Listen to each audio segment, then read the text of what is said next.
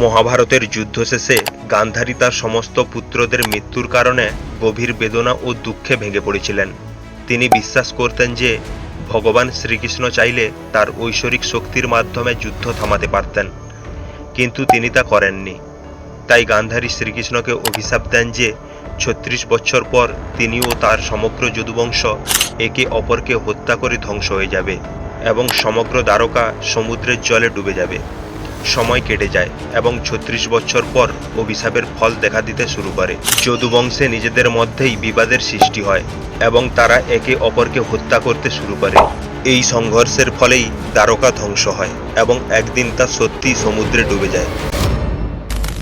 একদিন ভগবান শ্রীকৃষ্ণ নদীর ধারে একটি গাছের নিচে বিশ্রাম নিচ্ছিলেন। সেই সময়ে একটি শিকারী যার নাম ছিল জরা, সে বনে আসে এবং ভগবান শ্রীকৃষ্ণের উজ্জ্বল চরণকে হিরণ ভেবে একটি মারাত্মক বাণ নিক্ষেপ করেন। তারপর তিনি দেখেন যে তার বাণ হরিণকে নয়, বরং স্বয়ং শ্রীকৃষ্ণকে আঘাত করেছে।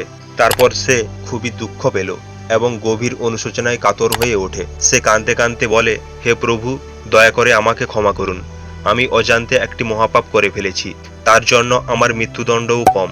শ্রীকৃষ্ণ বলেন, তুমি কোনো পাপ করনি। ত্রেতা যুগে তুমিই ছিলে বানররাজ বালি, যাকে আমি গাছের আড়াল থেকে হত্যা করেছিলাম, যা ধর্মের নিয়ম বিরুদ্ধ ছিল। সেই কর্মের ফলস্বরূপ আজ আমার মৃত্যু তোমার হাতে লেখা ছিল। এখন তুমি নির্ভর হয়ে যাও। এই বলে শ্রীকৃষ্ণ পার্থিব জগৎ ত্যাগ করেন।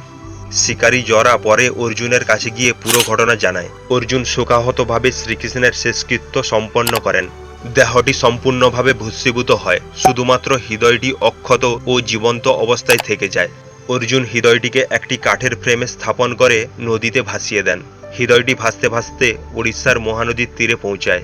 সেখানে শবর নামের একটি আদিবাসী সম্প্রদায় ছিল, যার নেতা ছিলেন বিশ্ববাসু। তিনি এই ঐশ্বরিক হৃদয় খুঁজে পান এবং তার অলৌকিক রশ্মি দেখে বুঝতে পারেন এটি দেবতাপূর্ণ। তিনি এটিকে নীলমাধব নামে একটি গুহায় গোপনে পূজা করতে থাকেন। আদিবাসী সম্প্রদায় ছাড়া আর কেউ এই কথা জানত না। ওই সময়ে অবন্তী রাজ্যে ইন্দ্রদ্যুম্ন নামে একজন রাজা ছিলেন। তিনি ছিলেন ভগবান বিষ্ণুর একনিষ্ঠ ভক্ত।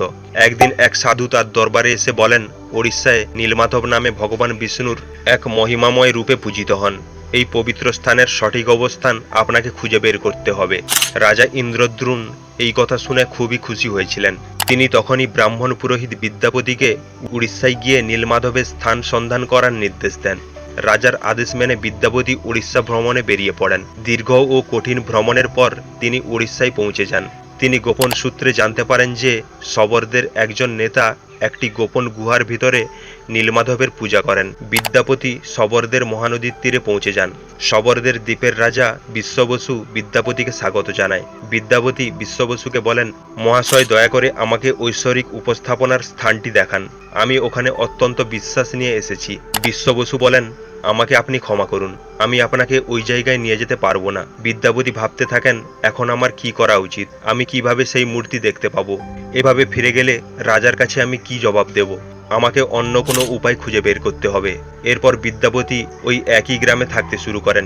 কিছুদিনের মধ্যেই তিনি বিশ্ববসুর মেয়ে ললিতার প্রেমে পড়েন এবং তাকে বিয়ে করেন। কয়েকদিন পর বিদ্যাপতি তার স্ত্রীকে বলেন, ললিতা, তুমি কি তোমার বাবাকে নীলমাধবের এক ঝলক দেখার জন্য অনুরোধ করতে পারো? তোমার বাবা তোমার অনুরোধ প্রত্যাখ্যান করতে পারবে না। ললিতা বলে, আচ্ছা, আমি অবশ্যই চেষ্টা করব। আমার বাবার সঙ্গে কথা বলতে দাও। ললিতা তার বাবার সঙ্গে কথা বলে। বিশ্ববসু বলে, ঠিক আছে, কিন্তু আমার একটা শর্ত আছে। বিদ্যাপতি চোখ বেঁধে সেখানে যাবে। বিদ্যাপতি শর্ত মেনে নেয়, কিন্তু চালাকি করে কিছু সর্ষের বীজ তার সাথে করে নিয়ে যায় এবং পথে ফেলতে ফেলতে যায়। গুহায় পৌঁছে তিনি নীলমাধবের রূপ দেখে অভিভূত হন। ফিরে এসে রাজাকে সব কথা বলেন।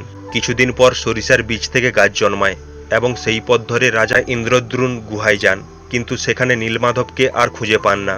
নীলমাধব অদৃশ্য হয়ে যান। রাজা হতাশ হয়ে পড়েন, কিন্তু সেই রাতে ভগবান স্বপ্নে এসে বলেন, আমি আর নীলমাধব রূপে এই পৃথিবীতে তোমার সামনে উপস্থিত হতে পারবো না। তুমি সমুদ্রের তটে যাও। আমি বড় সুগন্ধি লাল কাঠের আকারে আবির্ভূত হব। সেই কাঠের মধ্যে তুমি সর্বত্র শঙ্খ, চক্র, গদা এবং পদ্মের চিহ্ন দেখতে পাবে। সেই কাঠটিকে মন্দিরে নিয়ে এসে 3টি মূর্তি তৈরি করো, তাহলে তুমি আমার পূজা করতে পারবে।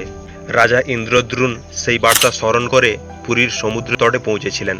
সেখানে তিনি আসলেই একটা ভাসমান কাঠ খুঁজে পেয়েছিলেন, কিন্তু রাজার কর্মচারীরা অসংখ্য প্রচেষ্টার সত্ত্বেও কেউ কাঠের গোলাটিকে তুলে আনতে পারেননি। অবশেষে আদিবাসী উপজাতির নেতার সাহায্যে কাঠের গোলাটিকে প্রাসাদে আনা হয়েছিল। কোনো কারিগর সেই কাঠ দিয়ে নীলমাধবের মূর্তি তৈরি করতে পারেননি। কারিগররা রাজার কাছে গিয়ে বলে, হে মহারাজ, আমরা এই কাঠ দিয়ে মূর্তি তৈরি করতে পারবো না। এই কাঠ এতটাই শক্ত যে আমাদের হাতুড়ি এবং ছানি এর মধ্যে কোনো প্রভাব ফেলছে না। দয়া করে আমাদের ক্ষমা করুন, আমরা এই কাজটি করতে পারবো না। যখন এই কাজটি করা সম্ভব হলো না, তখন ভগবান বিষ্ণু আবার রাজা ইন্দ্রদ্রুনের স্বপ্নে আবির্ভূত হলেন এবং বললেন, তুমি দেবতাদের শিল্পকলা বিশ্বকর্মার পূজা করো, তিনি অবশ্যই এই কাজটি সম্পন্ন করবেন। ভগবান বিষ্ণুর পরামর্শ অনুসরণ করে রাজা ইন্দ্রদ্রুন বিশ্বকর্মার কাছে প্রার্থনা করলেন। তখন বিশ্বকর্মা একজন বৃদ্ধ মানুষের রূপ ধারণ করে রাজা ইন্দ্রদ্রুনের কাছে এলেন। হে রাজা, আমি শুনেছি আপনি একটি মূর্তি বানাতে চাইছেন, আপনি কি এটা করতে পারবেন? বিশ্বকর্মা বললেন, হ্যাঁ, আমি অবশ্যই এই কাঠের টুকরো দিয়ে মূর্তি বানাতে পারবো, কিন্তু আমার কিছু শর্ত আছে। রাজা বললেন, বলো শিল্পী, তোমার শর্তগুলো কি? আমি 21 দিনের মধ্যে একটি বন্ধ ঘরে ভগবান বিষ্ণুর মূর্তি তৈরি করব, আর এই প্রক্রিয়া চলাকালীন আমাকে একা থাকতে হবে। 21 দিন সম্পন্ন হওয়ার আগে যদি কেউ দরজা খুলে দেয়, তাহলে আমি মূর্তিগুলিকে একই অবস্থাতেই অসম্পূর্ণ রেখে চলে যাব। আপনি কি এই শর্তগুলিতে রাজি? আমি আপনার সমস্ত শর্ত মেনে নিচ্ছি, দয়া করে আপনি কাজ শুরু করুন। বিশ্বকর্মা দরজা বন্ধ করে তার কাজ শুরু করে দিল। ঘর থেকে মানুষ কেবল করাত হাতুড়ি ছানির শব্দ শুনতে পেল। 15 দিন পার হয়ে যাওয়ার পর আর কোনো শব্দ শোনা যাচ্ছিল না। রানী গুন্ডিচা চিন্তিত হয়ে রাজা ইন্দ্রদ্রুনকে বলেন, মহারাজ, আমি সেই ঘর থেকে আর কোনো শব্দ শুনিনি, সম্ভবত বৃদ্ধ খিদায় মারা গেছেন। কোনো দুর্ঘটনা ঘটার আগে আমাদের দরজা খুলে দেওয়া উচিত। কিন্তু বৃদ্ধ ব্যক্তি আমাদের শর্ত দিয়েছিলেন, 21 দিনের আগে দরজা খোলা যাবে না। কিন্তু মহারাজ, যদি খিদে এবং তৃষ্ণার কারণে বৃদ্ধ কাঠমিস্ত্রির কিছু হয়ে যায়, তাহলে আমরা মহাপাপ করব, আমাদের দরজা খুলতে হবে। অবশেষে রানী গুন্ডিচার কথা শুনে দরজা খোলা হলো। তখন দেখা গেল বৃদ্ধ মিস্ত্রি ভগবান বিশ্বকর্মা রূপে 3টি অসম্পূর্ণ মূর্তি রেখে অদৃশ্য হয়ে গেছেন। বিশ্বকর্মার সাথে একমত না হওয়া এবং শর্ত ভাঙার কারণে রাজা ইন্দ্রদ্রুন খুবই দুঃখিত হয়েছিলেন। ভগবান জগন্নাথের হাত এবং পা অসম্পূর্ণ। রাজা ইন্দ্রদ্রুন যখন অর্ধনির্মিত মূর্তির কাছে যান, তখন তিনি হৃদস্পন্দনের শব্দ শুনতে পান। এতে তিনি বুঝতে পারেন যে ভগবান শ্রীকৃষ্ণের হৃদয় মূর্তির ভিতর উপস্থিত আছে। রাজা ইন্দ্রদ্রুন জগন্নাথধাম পুরীতে আজ যে মূর্তিগুলি স্থাপন করেছেন, সেগুলি হল ভগবান জগন্নাথ, ভগবান বলরাম এবং দেবী সুভদ্রা হিসেবে পূজিত হন।